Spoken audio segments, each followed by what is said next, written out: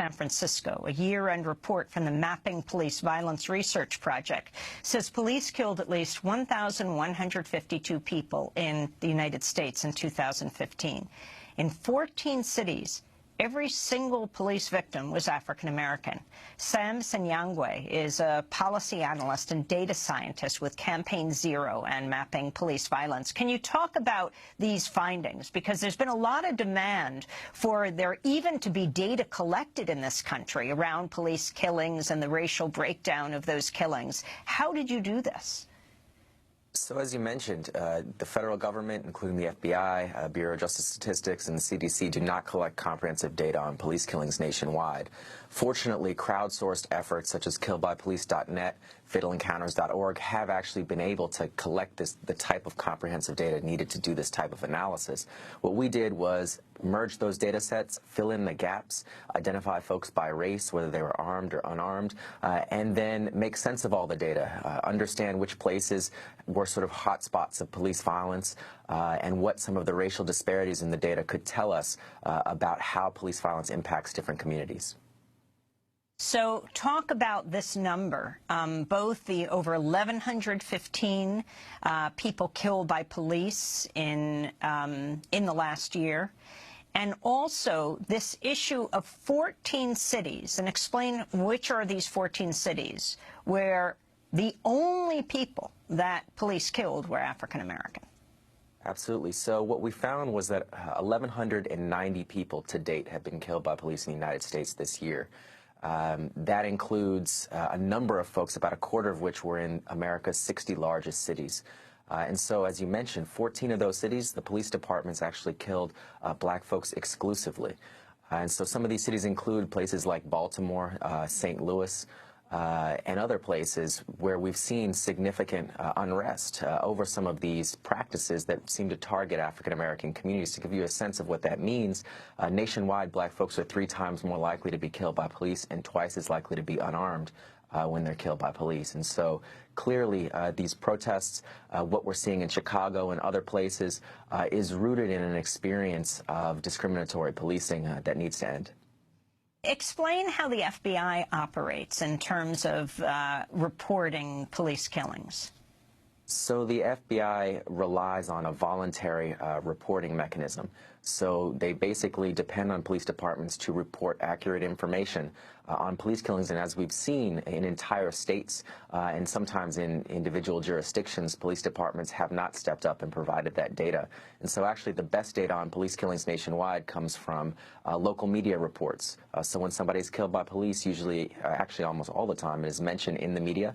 And so by culling those reports, aggregating them, and then coding them by various characteristics of the incidents, we're able to come up with these numbers. What correlation is there, Sam, between high crime rates and high police killing rates?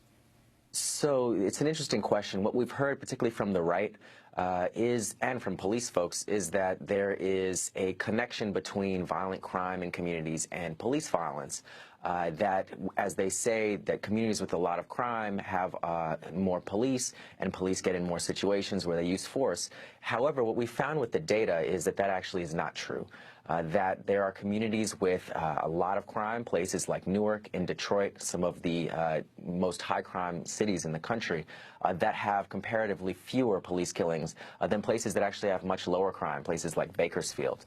And so actually when you map this across, one of the things that we've done with the 60 largest cities at mappingpoliceviolence.org is we actually show the correlation that, in fact, there is no correlation between the level of crime in a city, violent crime, and the rate of police killings in that city. Can you talk about this last 2 killings of African Americans this weekend in Chicago? What does this say? How does this fit into the data you've found around Chicago? So, you know, the killing of Betty Jones and Quintonio actually shows us that, you know, it's part of a broader pattern and practice of discriminatory policing that targets African Americans. So, for example, since 2013, so 2013, 14, and 15, Chicago police have killed 46 people. 72% of those people have been black. Over 95% have been people of color. And so when we look at the disparities in the data, it's clear that police in Chicago are applying a different standard to African Americans in particular than they are to other communities. And I think that is what is undergirding and is a context for a lot of the unrest that we see. What are the cities with the highest rates of police killings, Sam? So a couple of cities. One, Oklahoma City, consistently. This year has been the second highest rate of police killings. Last year was number one. Bakersfield, California is another city. St. Louis, another city that have among the highest rates of police killings in the nation. To give you a sense for how high we're talking, black men were actually killed by police at a rate higher than the U.S. murder rate in St. Louis last year. That is true for 17 of the 100 largest cities in America. Based on the data that you have reviewed, what are you calling for?